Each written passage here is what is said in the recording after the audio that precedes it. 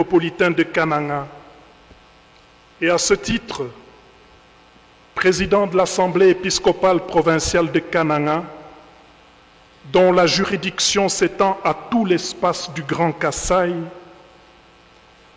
me vaut l'honneur de m'adresser à vous en ce jour de Noël 2024. C'est pour vous souhaiter une chaleureuse et cordiale bienvenue à Kananga, chef-lieu de la province du Kasaï central. C'est aussi pour vous assurer de nos prières en votre faveur, pour vous remercier et vous présenter certains besoins de cette population. Excellences, Monsieur le Président de la République, en vous souhaitant la bienvenue à Kananga, où vous êtes très aimés, comme vous avez pu le constater hier,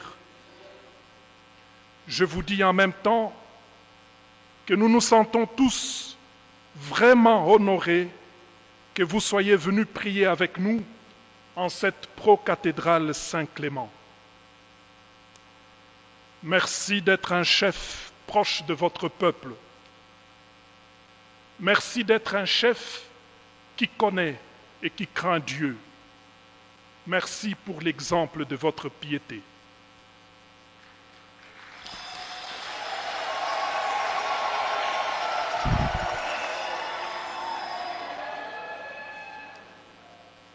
Nous vous assurons sincèrement de nos humbles prières pour que le Seigneur vous donne toujours la santé et la force, qu'il vous donne la sagesse et l'intelligence à la mesure des défis majeurs liés à votre charge de chef de l'État, qu'il vous donne surtout des collaborateurs loyaux, intègres, soucieux du bien commun, fidèles pour exécuter vos ordres et exécuter toutes les politiques publiques.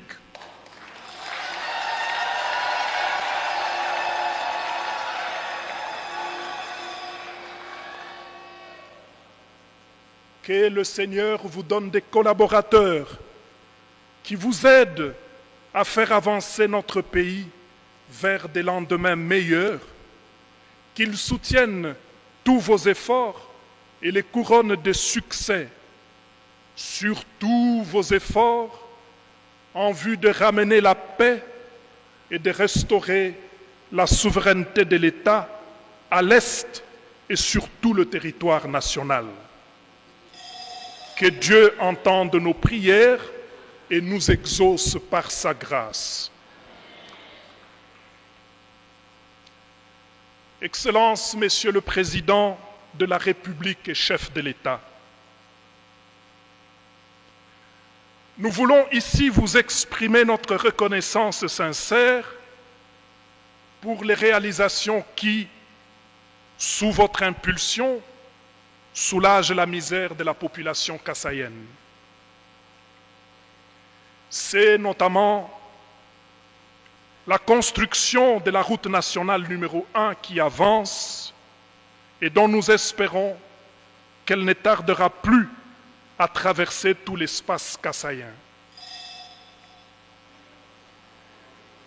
C'est l'établissement des bases logistiques importantes pour la construction de la route nationale numéro 2. Les centres communautaires, les écoles, les universités et autres bâtiments publics récemment construits ou réfectionnés ça et là. Le barrage de Toubitoubidi, qu'on peut reproduire dans toutes nos provinces et qui donne aujourd'hui de l'électricité à Miabi, à Kabeya-Kamwanga et à une partie de Mbujimaï. La réalisation de plusieurs œuvres sociales par tous les diocèses de notre pays grâce au financement du Trésor public. Et ceci est une première dans l'histoire de notre pays.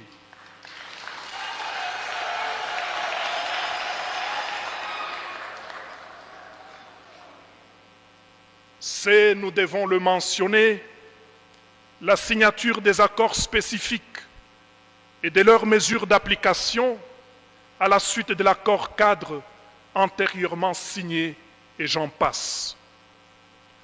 Vous avez été bienveillants avec nous et à ce titre, tous les évêques des diocèses suffragants de la province ecclésiastique de Kananga s'unissent à moi pour vous remercier sincèrement au nom de tous nos fidèles.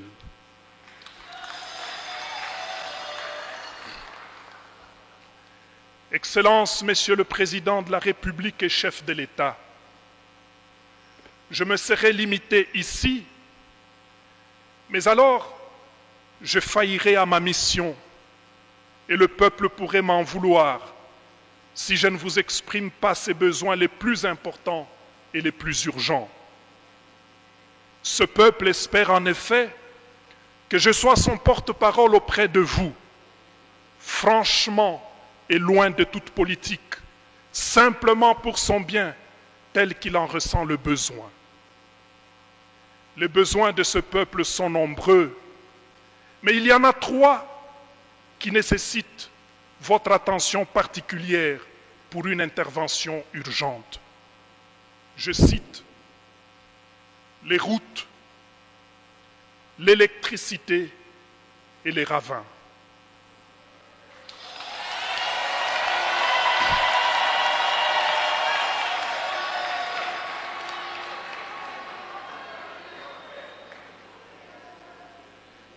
Plaise à vous, Excellences, Monsieur le Président, que je vous en dise brièvement quelque chose sans abuser de votre temps.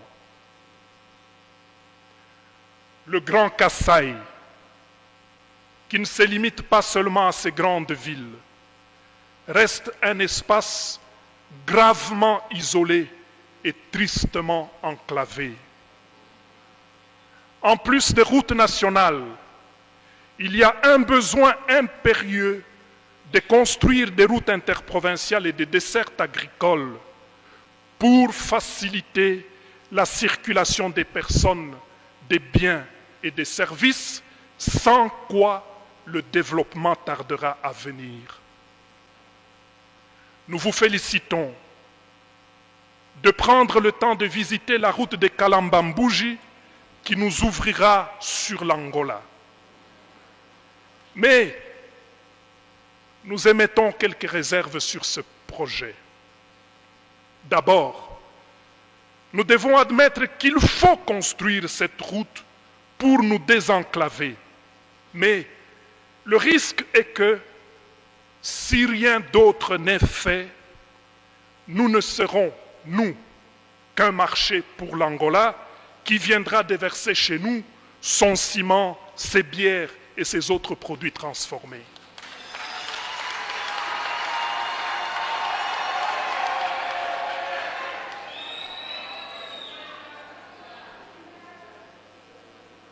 Que pourrons-nous amener en Angola si ici chez nous, nous ne transformons rien, nous ne conservons rien non plus, faute d'énergie électrique?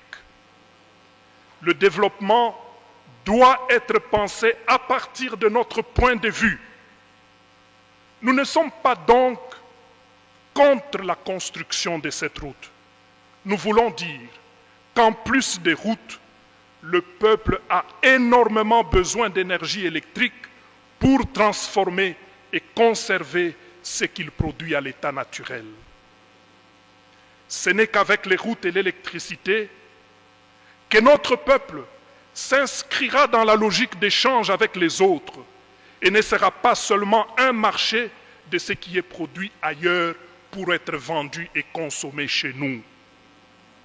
Sans énergie électrique, le Kasaï sera loin de toute industrialisation et ses fils s'en iront ailleurs où d'ailleurs on ne veut plus d'eux. Ils y sont stigmatisés, maltraités et pourchassés et même tués comme des pestiférés.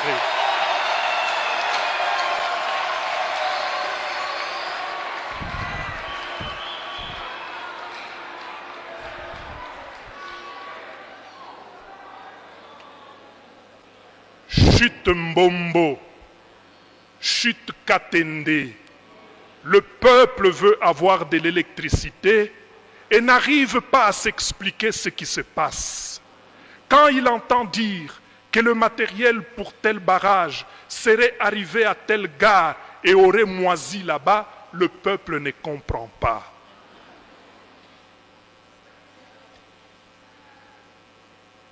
Mukalenga Fachi Wababa.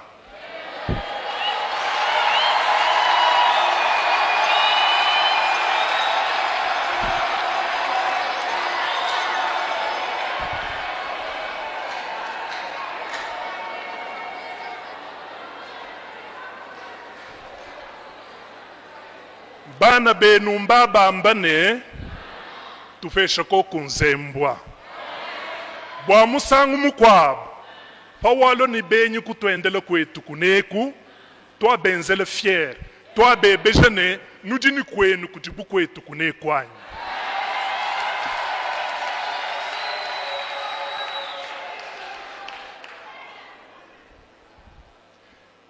De fait, si aujourd'hui tout l'espace du Grand Kasaï n'a ni cimenterie, alors que d'autres espaces en ont deux.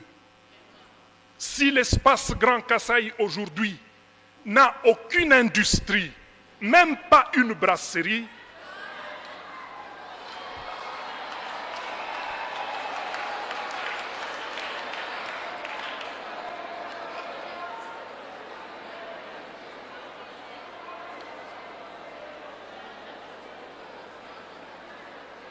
si tel est le cas, voulais-je dire, ce n'est pas parce que les Kasaïens ne sont pas forts, ce n'est pas parce que les Kasaïens ne sont pas intelligents, ce n'est pas non plus parce que la terre du Kasaï n'est pas fertile et n'a pas de richesse, c'est parce que nous manquons l'électricité.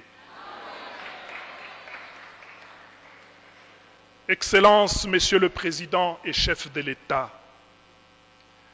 la multiplicité et l'ampleur des ravins dans toutes les provinces du Grand Kasaï sont telles que la solution à ce problème dépasse les capacités des habitants et demande une intervention résolue du pouvoir public. C'est la densification croissante de la population et la multiplication des habitations non planifiées et sans drainage des eaux de pluie, ajoutées au lotissement désordonné qui génère ces ravins. Et ceux-ci menacent et engloutissent le peu d'infrastructures que nous avons déjà. Voilà les doléances de notre population que j'ai l'honneur de vous présenter en ce jour de Noël. Merci pour votre écoute, Monsieur le Président. Joyeux Noël à vous, Monsieur le Président. Joyeux Noël à Maman Denise, votre épouse, et à tous vos enfants. Joyeux Noël à tous vos collaborateurs. Que Dieu vous bénisse.